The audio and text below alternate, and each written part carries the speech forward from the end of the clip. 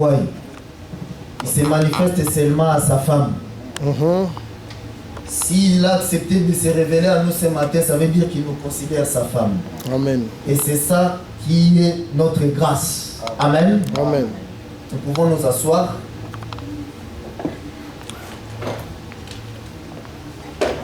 Nous savons que nous sommes suivis par beaucoup de gens qui nous suivent sur les ondes. Donc nous ne parlons pas seulement à cette assemblée. Ça veut dire que nous allons aussi considérer toutes ces personnes qui nous suivent. Amen. Par des exhortations.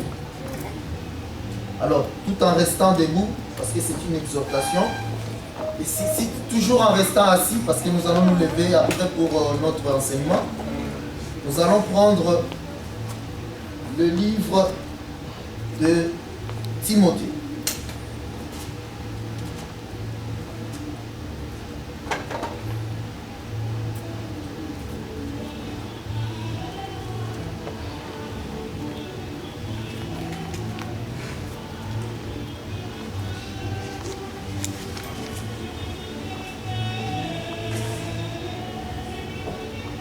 Nous pouvons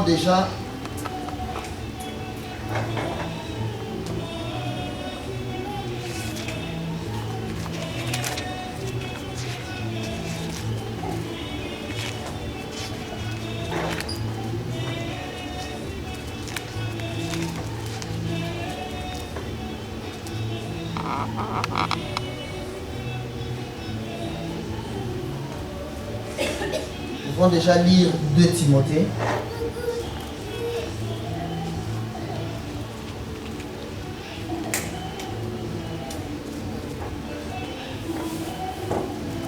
De Timothée chapitre 2.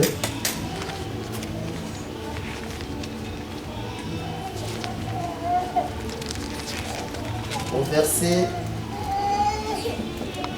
16. Évite les discours vains et profanes, car ceux qui les tiennent avanceront toujours plus dans l'impiété. Et leur parole rongera comme la gangrène.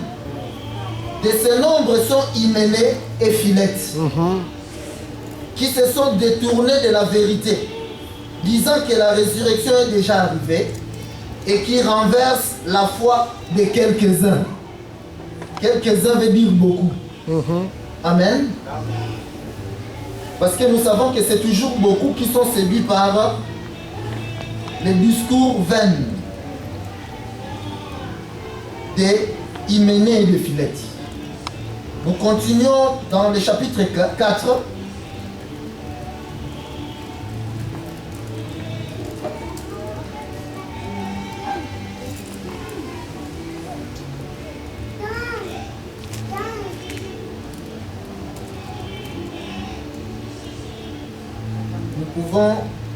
Vous pouvez lire tout le chapitre 4, c'est très instructif. Mais nous allons lire à partir de 11. Luc seul est avec moi. Prends Marc et amène-les avec toi, car il m'est utile pour le ministère. J'ai envoyé Tychique à Éphèse.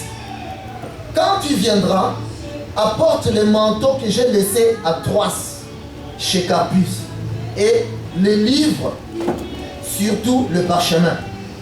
Alexandre, le forgeron, m'a fait beaucoup de mal.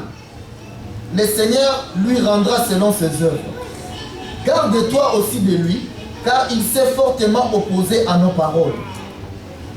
Dans ma première défense, personne ne m'a assisté, mais tous m'ont abandonné. Que cela ne leur soit point imputé. C'est le Seigneur qui m'a assisté et qui m'a fortifié, afin que la prédication soit accomplie par moi et que tous les païens l'entendent. J'ai été délivré de la gueule du lion. Le Seigneur me délivrera de toute œuvre mauvaise et il me sauvera pour me faire entrer dans son royaume céleste. À lui soit la gloire au siècle des siècles. Amen. Ça, ce sont les écrits de Paul. Quand Paul a œuvré, aujourd'hui nous parlons de Paul, il a œuvré plus que les autres. Mais quand Paul est vrai, ce n'était pas du tout repos. Paul a connu beaucoup de souffrances dans sa vie, surtout dans sa chair. C'est pourquoi il dira même que ce que Jésus n'a pas fait, accompli, moi je l'ai accompli. J'ai fini les souffrances de Christ. C'est-à-dire, il parlait en tant que ministre. Ça veut dire qu'à chaque fois un ministre exerce, il souffre. Et nous allons, cette exhortation, c'est toujours dans la lignée de notre enseignement. Nous disons que c'est une exhortation parce que nous voulons que tous ceux qui nous suivent nous entendent. Nous savons qu'il y a beaucoup de nos enfants pour qui nous avons souffert les douleurs de l'enfantement, qui sont maintenant égarés aujourd'hui, qui sont séduits par, à l'exemple, les forgerons, par Philette et par Hyménée. Ici, nous voyons que Paul a cité les noms de ces gens-là, qui ont séduit le peuple avec des faux enseignements. Votre joie est que vous ayez le ministère au milieu de vous. Quand tu te présentes quelque part et que ce lieu se dit Église de Jésus, la première des choses que tu dois devoir savoir, est-ce qu'ici il y a le ministère? Voilà. Est-ce qu'il y a ici un ministre mandaté pour que tu ne tombes pas entre les mains de Philette et de Hyménée? Parce que Philette et Hyménée étaient dans l'église, c'était des gens qui étaient aussi considérés. Parce qu'ils avaient aussi un enseignement. Ça veut dire que dans la marche de l'église, il y a toujours des gens qui viennent aussi avec un enseignement. Amen. Mais cet enseignement est toujours contraire à l'enseignement du Père. Voilà pourquoi la bande de Dathan et de Corée avait aussi un enseignement contestant l'enseignement de Moïse. Ça, c'est l'ombre là-bas. Nous avons vu aussi cette bande d'Hyménée et de Dathan, de Philette, contester aussi l'enseignement de Paul. Ça veut dire que dans la marche de l'église, il sortira toujours des gens qui se diront que nous sommes des ministres, nous avons été mandatés par le Père. Celui qui est mandaté par le Père, il doit avoir l'enseignement du Père. Toute la différence est là. Ici, Paul ne dira pas au peuple, il faut écouter Hyménée. Il ne dira pas ça. Pourtant, il a marché avec ces gens ici. Si nous sommes en train de parler, je parle de moi. Si le docteur Odilo est en train d'enseigner, ici nous avons des hommes de Dieu. Le pasteur Tona est venu dans ces choses avant moi. C'est mon aîné dans la foi. Il connaît qu'est-ce qu'est l'évangile éternel. Il ne peut pas se présenter dans un endroit où il sait qu'il n'y a pas un mandat. Non. Parce que nous venons ici pour notre salut. D'abord, que personne ne joue avec ta vie. On peut jouer avec tes habits, avec tes biens, ta maison, ta voiture, mais pas ton âme. Il avait fallu que Jésus-Christ soit présenté au peuple. Écoutez-le. Si Dieu avait fait cela, c'est pour dire au peuple, attention, la personne à qui vous devez donner l'oreille, c'est la personne à qui moi je donne l'aval. C'est très important. Pas n'importe qui. Certains diront que non. Le docteur Odilo ne doit pas prêcher parce qu'il a des choses, on a des choses à lui reprocher. Si je suis venu parler ici, j'ai reçu le mandat du père docteur Kaloka Bouddha. Son téléphone est toujours ouvert. Ceux qui le contestent, ils peuvent appeler et il leur dira. Si je n'avais pas reçu le mandat de mon Père, je ne me tiendrais pas devant le peuple pour parler. Parce que ce sera la malédiction.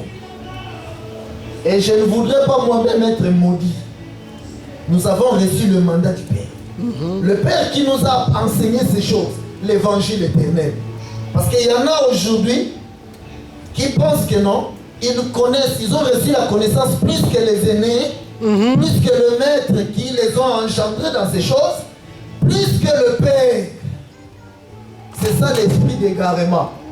Quand on commence à considérer que non, moi je sais plus que ceux qui sont venus avant moi. Je vais corriger. C'est ça l'esprit d'égarement. Amen. Dans ces choses, il faut toujours rester humble. Amen. Quand j'étais au pays, j'ai enseigné là où ces choses ont commencé, à l'université.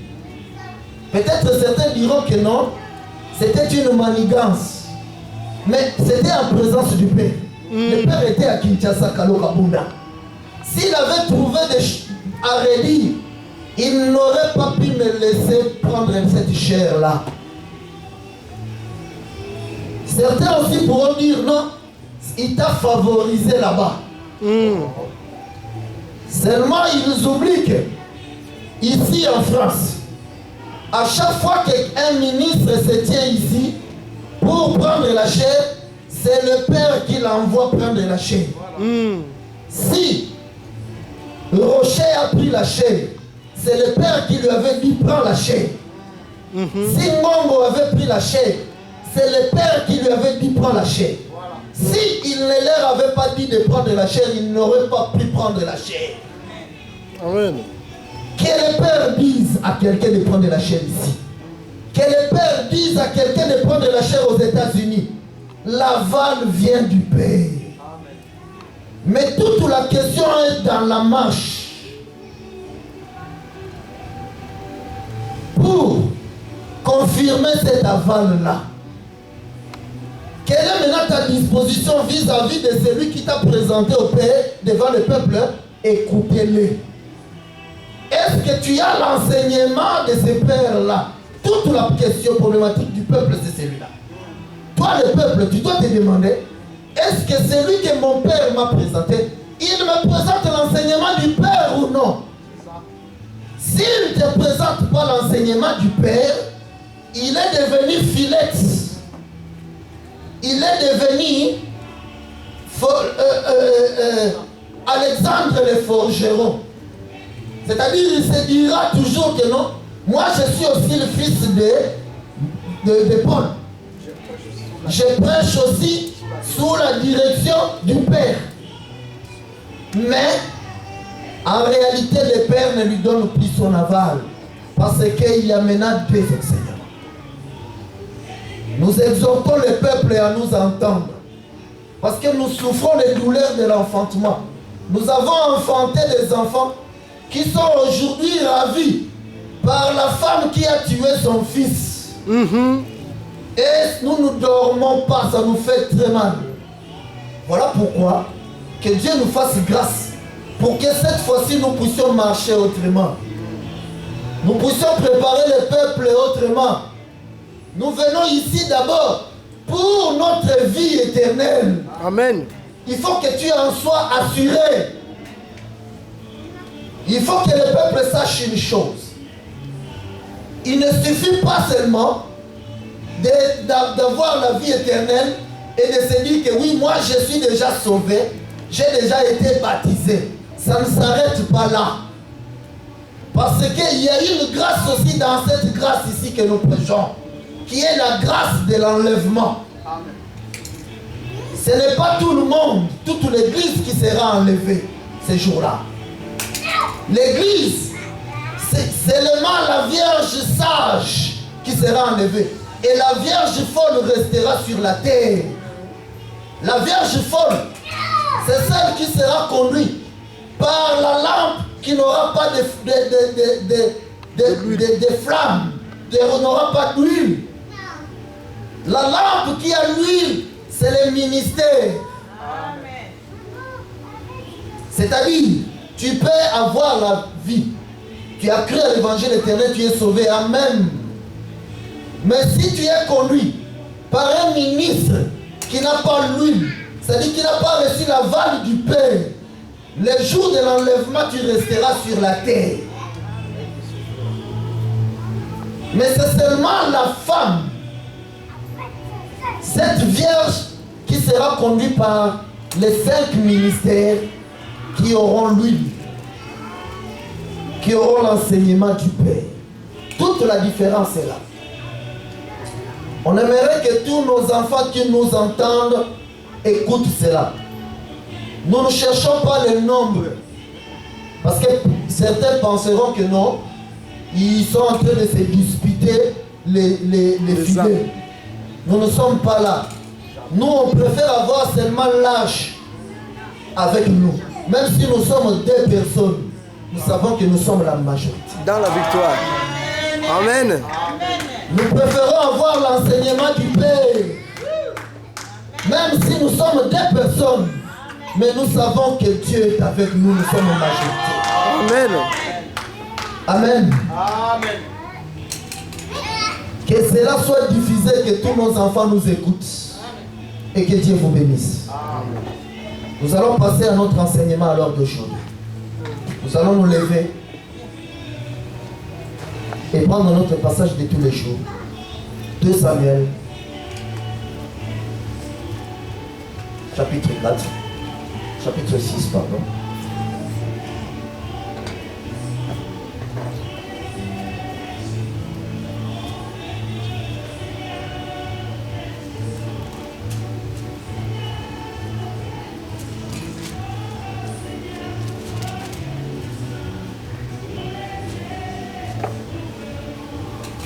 Nous avons un problème parce que nous ne savons pas vraiment, nous n'avons pas la montre et ça nous complique un peu dans notre façon d'avancer.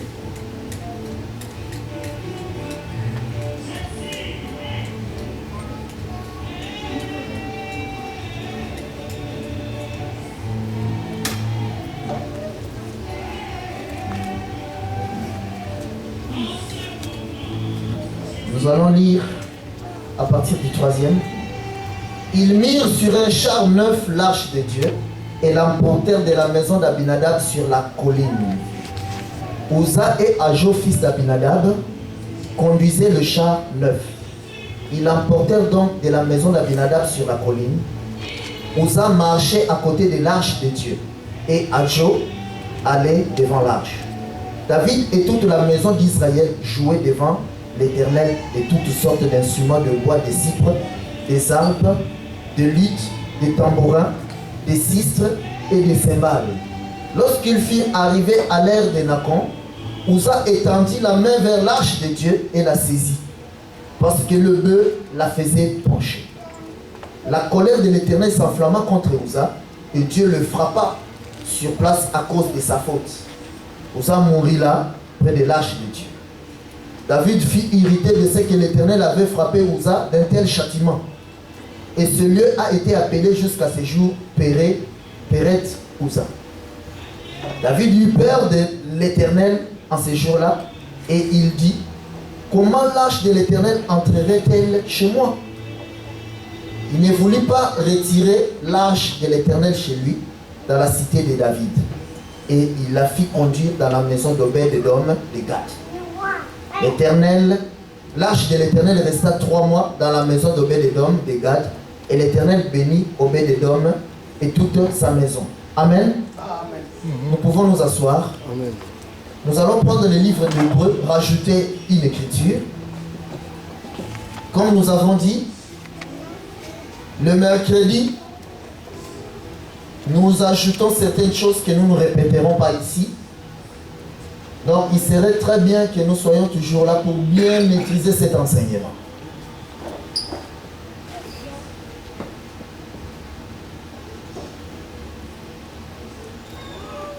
Nous allons prendre Hébreux chapitre 7.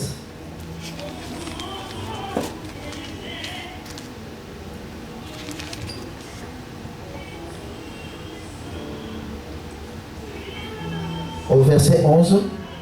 Si donc la perfection avait été possible par les sacerdotes lévitiques, Car c'est sur ces sacerdoces que repose la loi donnée au peuple. Était-il encore nécessaire qu'il paraisse un autre sacrificateur selon l'ordre de Melchizedek et non selon l'ordre d'Aaron? Car les sacerdoces étant changés, il y a aussi nécessairement un changement des lois. En effet, celui de qui ces choses sont dites appartient à une autre tribu dont aucun membre n'a fait le service de l'autel. Amen. Amen. Je répète le verset 13. En effet, celui de qui ces choses sont dites appartient à une autre tribu dont aucun membre n'a fait le service de l'autel. Car il est notoire que notre Seigneur est sorti de Juda, tribu dont Moïse n'a rien dit pour ce qui concerne les sacerdoces. Cela devient plus évident encore quand il paraît un autre sacrificateur à la ressemblance de Melchizedek, institué non d'après la loi d'une ordonnance charnelle, mais selon la puissance d'une vie impérissable. Car ce témoignage lui est rendu, tu es sacrificateur pour toujours, selon l'ordre de Melchizedek. Il y a ainsi abolition d'une ordonnance antérieure à cause de son impuissance et de son inutilité. Car la loi n'a rien amené à la perfection et introduction d'une meilleure espérance par laquelle nous nous approchons de Dieu.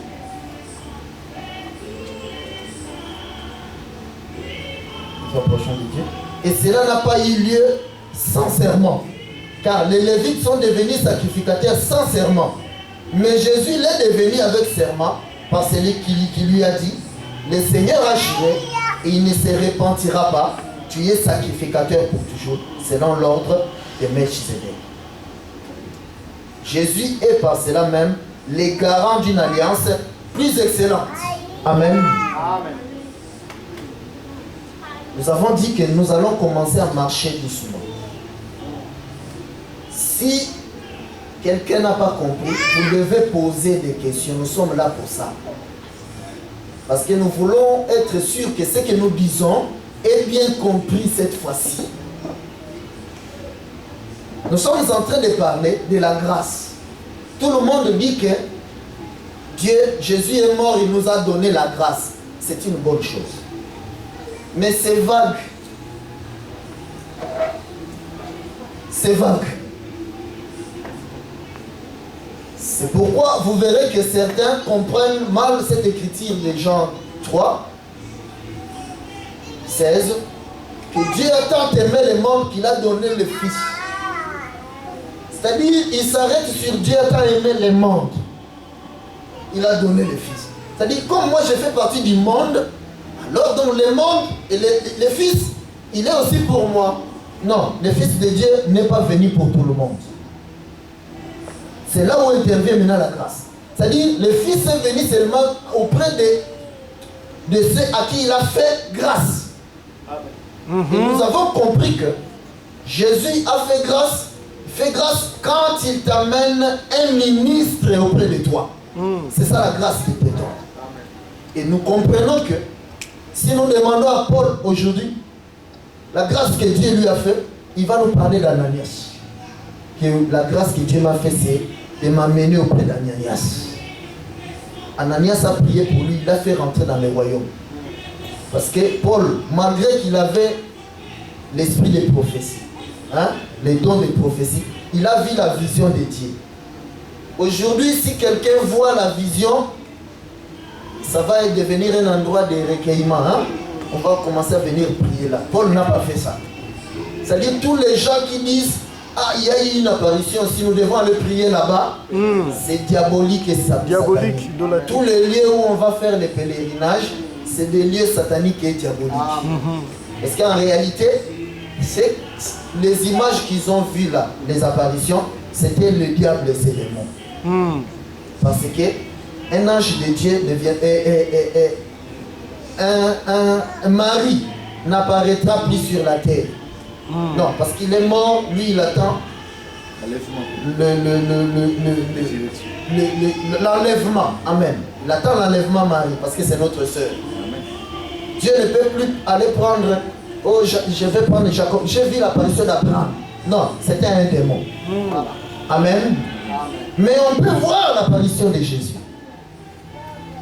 Mais si on voit Jésus, parce qu'il y en a beaucoup qui disent que non, moi, j'ai vu un ange dans ma chambre. Nous, quand nous voyons ça, nous allons demander, mais qu'est-ce que l'ange a dit? Parce que quand l'ange apparaît, il y a l'un pourquoi. Quand l'ange est apparu à notre bien-aimé Corneille, parce que Corneille a fait aussi la même expérience, l'ange lui est apparu. Corneille, qu'est-ce que l'ange a dit? L'ange m'a dit que malgré que j'étais apparu, tu n'as toujours pas de salut. Malgré les aumônes que tu fais, malgré tout, tu es en train de... tu dépenses beaucoup de ton argent, hein, mais tu n'as pas de salut, Corneille. Ça fait mal au cœur de Dieu. Alors, va chercher la grâce. Vous comprenez? Amen. Alors l'ange lui a dit, rentre dans la vie. Parce que c'est le message de l'ange. L'ange, quand il t'apparaît, il doit t'amener la grâce. C'est pourquoi si nous demandons aujourd'hui à notre bien-aimé Corneille, Jésus t'a fait la grâce, oui. Quel est le nom de cette grâce-là? C'est Pierre. C'est Pierre. Vous voyez ça? Jésus m'a sauvé, il m'a fait la grâce. Amen. Parce que c'est Jésus qui a vu que non, je dois sauver cet homme. Mais Jésus a les mains et les pieds liés. En esprit, il ne peut pas venir te sauver. Non. Il peut t'apparaître, oui. Mais te sauver, non. Te sauver, il a déjà ses serviteurs sur la terre. Amen. Il doit t'amener ces serviteurs-là pour t'accorder le salut. Amen. Amen. Ça, c'est très important. C'est ça ce que nous allons comprendre au travers de cet enseignement. C'est-à-dire, si tu viens ici, tu trouves que non, ici, il n'y a pas ta grâce, n'y restez pas.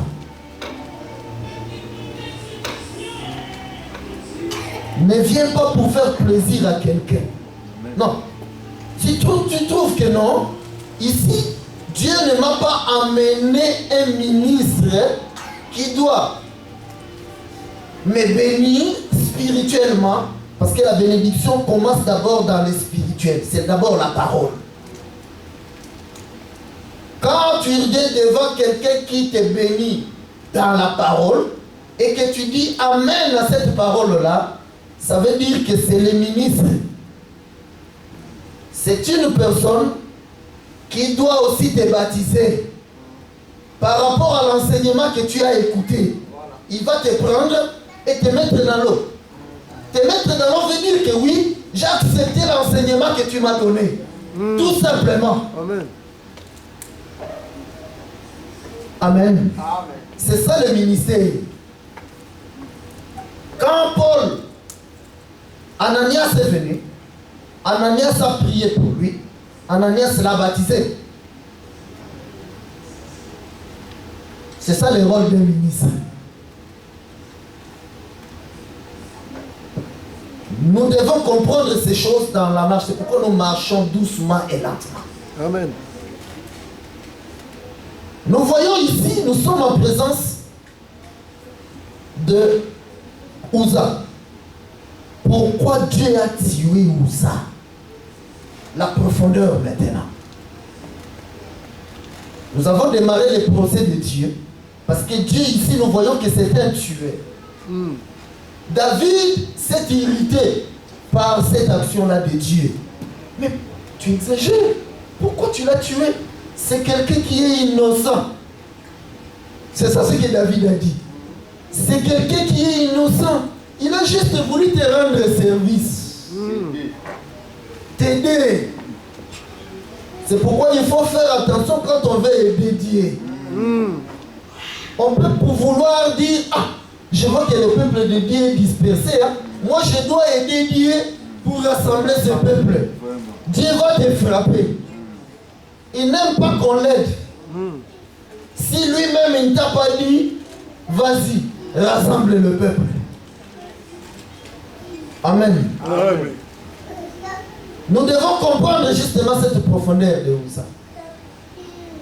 Le dimanche passé, nous avons vu que le mot Uza signifie force. Amen. Amen. Et ce mot-là nous a amené à aller voir la bénédiction de Jacob. Quand Jacob bénissait, il prend son premier né, son fils aîné. Pardon? Hein? Il prend son fils aîné. Non. Non. Jacob. Nous allons lire ça. Ruben. Et Genèse 49. Ruben. Jacob. Ruben. Parce que nous devons, s'il faut revoir, nous allons revoir, mais que nous puissions maîtriser ces choses. C'est-à-dire, nous allons nous mettre au niveau de nos sœurs, pour que nos sœurs puissent répéter l'enseignement comme de l'eau. Amen. Au premier verset, Genèse chapitre 49, nous espérons que nos sœurs sont en train de noter et de lire en même temps qu'avec nous. Jacob assembla ses fils et dit, assemblez-vous et je vous annoncerai ce qui vous arrivera dans la suite des temps. Rassemblez-vous et écoutez, fils de Jacob. Écoutez Israël, votre père. Ruben, toi, mon premier-né, ma force et les prémices de ma vigueur, supérieur en dignité et supérieur en puissance. Amen. Son fils, Ruben, quand il doit le bénir, il nous parle de la force de Ruben. C'est-à-dire, Ruben était un homme qui avait la force du père, parce que le père est encore jeune, vous voyez. Donc, toute sa force est dans son fils aîné. Or, la Bible nous dit que Uza, c'est la force. Ce mot-là signifie force. C'est pourquoi nous avons vu que Uza, c'était aussi un fils aîné. Ça, c'est le premier élément qui nous a amené à comprendre que Uza, il est aussi alors Ruben. Nous avons aussi alors été voir avec Rebecca. Rebecca, qui a eu 2 enfants, 2 jumeaux. Et que ces jumeaux-là, l'aîné était Ésaü, et que Ésaü s'est sacrifié pour son frère cadet, avant que le père ne bénisse. Parce que Jacob a reçu la bénédiction de son père Isaac. Nous sommes remontés donc à aller voir d'où venait la bénédiction.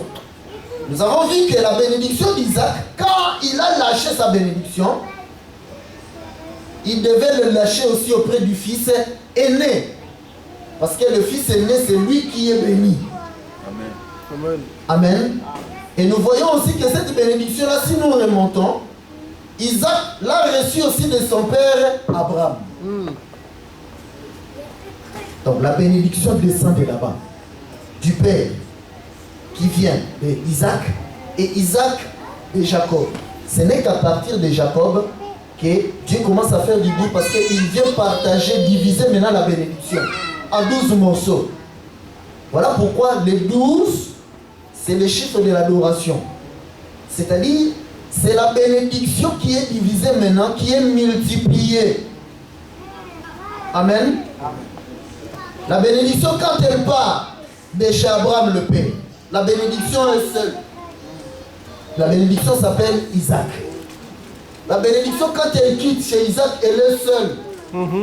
Elle s'appelle Jacob. Mais maintenant, arrivé à Jacob, la bénédiction est divisée en 12 morceaux. Ça veut dire que les 12 morceaux s'appellent Jacob. Amen. Amen. Les 12 morceaux, c'est une seule personne, c'est Jacob.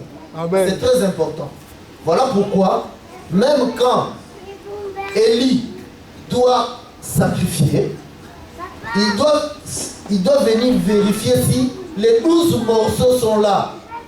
Parce que la bénédiction doit être complète pour que Dieu valide. C'est seulement ça. Vous comprenez? C'est pourquoi aussi, les apôtres, quand ils sont restés 11, Jésus est parti. Je ne dis pas que Judas Iscariote est parti, non.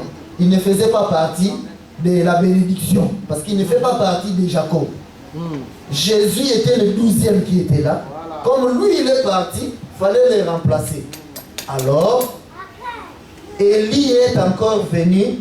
Il a remplacé Matthias.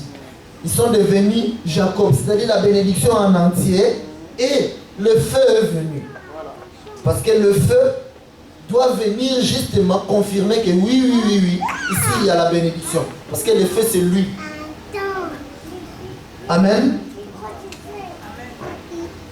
Nous devons revenir sur toutes ces petites choses qui doivent nous aider à voir, à comprendre l'évangile éternel autrement. Alors, nous avons vu que Isaac, il devait bénir son enfant. Mais pour qu'il bénisse Jacob, il faut que les deux enfants soient réunis. Parce que lui, c'est un prophète. Dieu ne peut pas venir révéler quelque chose à ma femme sans que moi je ne sache. Parce que il avait pris d'abord la chose, il a donné à Adam.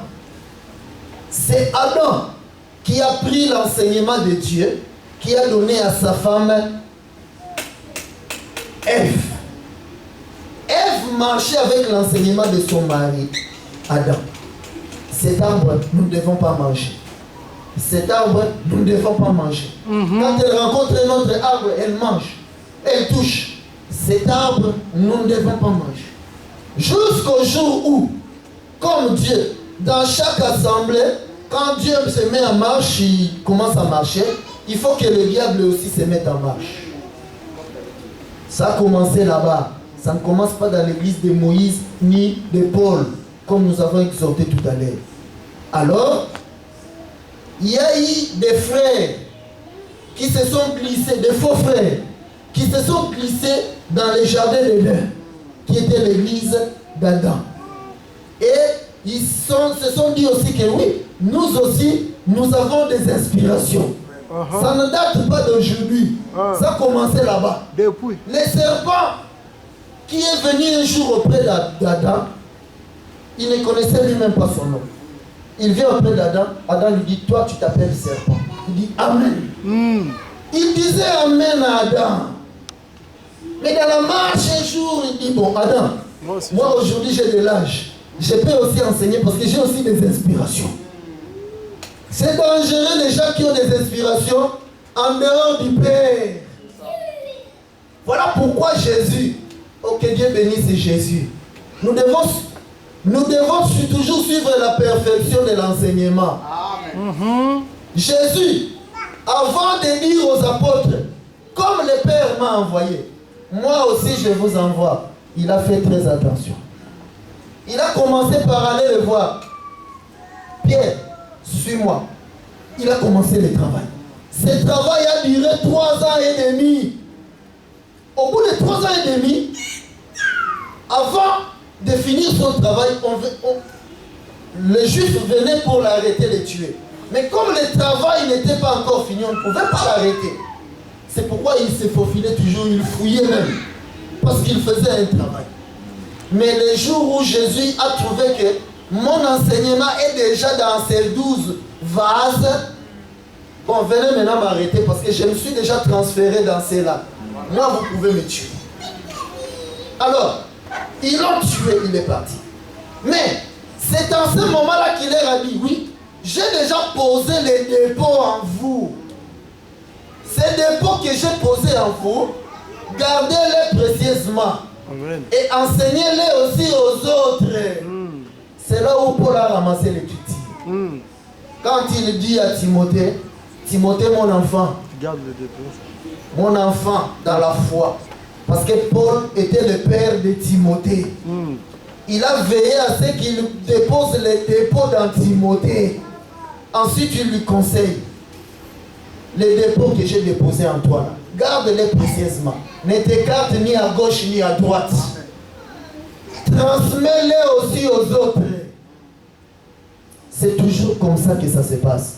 Mais si vous voyez quelqu'un qui vient avec un autre dépôt que le dépôt de Paul, ça veut dire qu'il est hyménée. C'est pourquoi Jésus a veillé à ce qu'il soit sûr que tous les dépôts étaient en eux. Il les avait lâchés. Au milieu de nous, nous avions des gens qui n'ont pas fait 3 ans et demi. Ne vous étonnez pas qu'ils soient aujourd'hui des Hyménées et des Datans. Vous comprenez ça? C'est là où nous pourrons dire que le Père a fauté. C'est un homme. Amen. Amen. Il aurait dû attendre 3 ans et demi. S'assurer que son enseignement est dans Ngongo et dans Rocher. Amen. Ici, nous avons vu que Paul a cité les noms. De Babou. Rocher, il y a que Jésus-Christ. Parce qu'on nous dira qu'ils sont en train de citer nos noms. C'est Paul qui a commencé. Ce n'est même pas Paul. Ça vient de là-bas. C'est Jésus qui a commencé. Roche, Ngongo et Babou n'ont pas fait 3 ans et demi au milieu de nous. J'aimerais que mes enfants m'écoutent. Parce que j'ai passé des nuits blanches à vous enseigner, vous le savez. C'est pourquoi nous souffrons de cette douleur d'enfantement. Nous avons perdu des enfants. Mais nous croyons que vous avez mis de notre lait. Dieu ne vous laissera pas. Vous agirez comme Moïse. Un jour, il a quitté la maison de Pharaon. Il est retourné auprès de sa mère. La Bible dit Jésus lui-même, il a veillé 3 ans et demi avant de venir présenter devant le peuple. Comme le Père m'a envoyé, vous aussi, je vous envoie. Allez et baptisez, faites des disciples. Quand on ne veille pas sur ça, on a fauté. Amen. Ne nous étonnons pas que nous puissions vivre tout ce que nous sommes en train de vivre. Amen. Parce que Dieu reste Dieu. Alors le serpent est venu. Il dit que bon, moi aussi j'ai des inspirations. Je peux aussi enseigner. Quand il a ouvert la bouche, il a parlé aussi de Dieu. Mais c'était un autre enseignement. Vous voyez ça? C'était un autre enseignement. Donc, dans l'église de Jésus, il y aura toujours, c'est pas fini, il y aura toujours, parce qu'un jour cette église continue la marche, elle sera grande. Amen. Mais au milieu de nous, il y aura toujours des Hyménées qui sortiront. C'est la marche de l'église, comprenez cela. Amen. Et souvent l'église, ces gens se manifestent quand l'église grandit. Quand l'église est petite, non. C'est quand l'église grandit, elle prend les pieds, que ces gens-là se manifestent. Vous comprenez ça? C'est quand Ève va trouver que non, moi j'ai déjà maîtrisé les jardins. Toi Adam, tu étais là avant moi dans les jardins, oui c'est bien. Mais moi je connais déjà tous les coins. Je peux aussi circuler sans toi. Parce que ce jour-là, Adam n'était pas à côté d'Ève. Le serpent ne serait pas venu. Ève était toute seule ce jour-là. Elle est partie comme Dina, visiter le pays. C'est dangereux de visiter le pays. Parce que tu vas faire des rencontres. Et elle est partie visiter le pays. Elle a fait des rencontres du serpent. Et le serpent l'a séduite. C'est toujours comme ça. Ça a toujours été comme ça. Ça a toujours été comme ça, comme tu dis. C'est la marche de l'église. Ne nous étonnons pas. Mais le plus important est d'être sûr, est-ce que le vent qui s'est levé ne m'a pas emporté? Parce que le vent peut, quand le vent souffle, normalement tu dois bouger.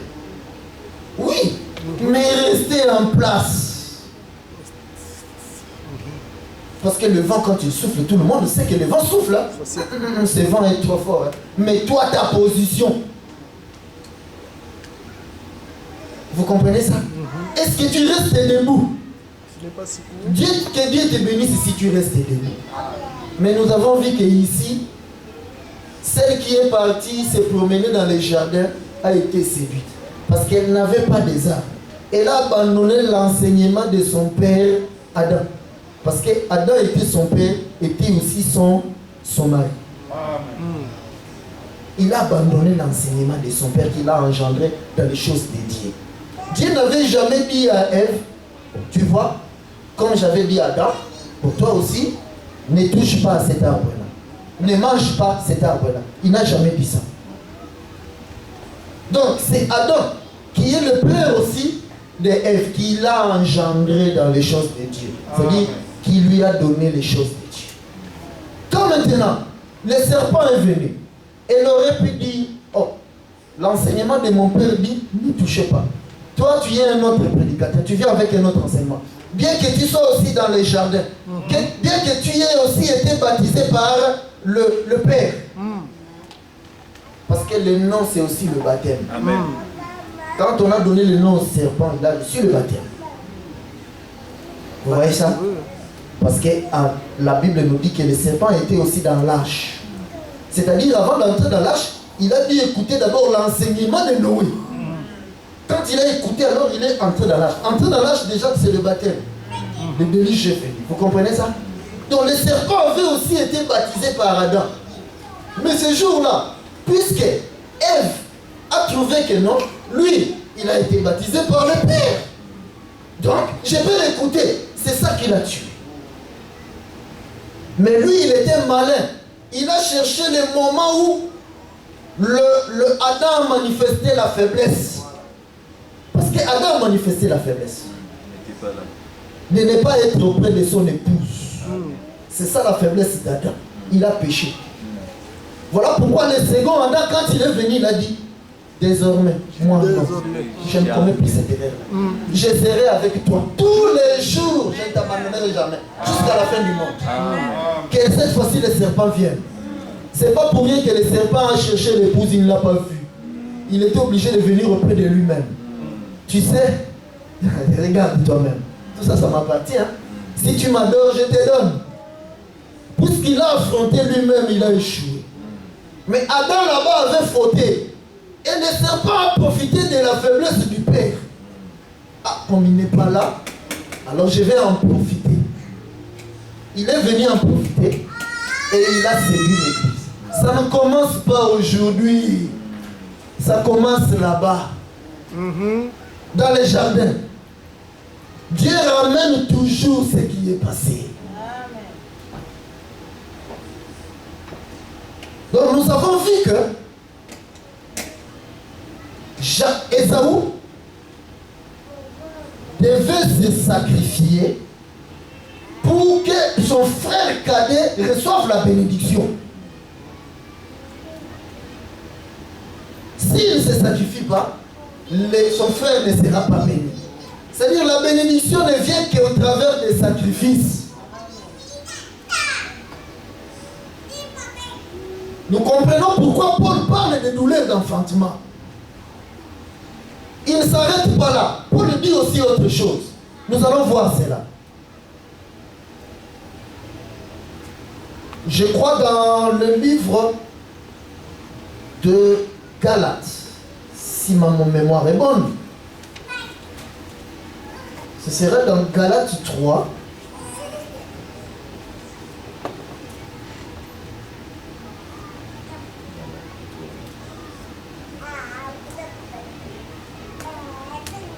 Où il parle des souffrances qu'il endure. Les souffrances de Christ, c'est qu'il complète. Ce n'est pas Galates.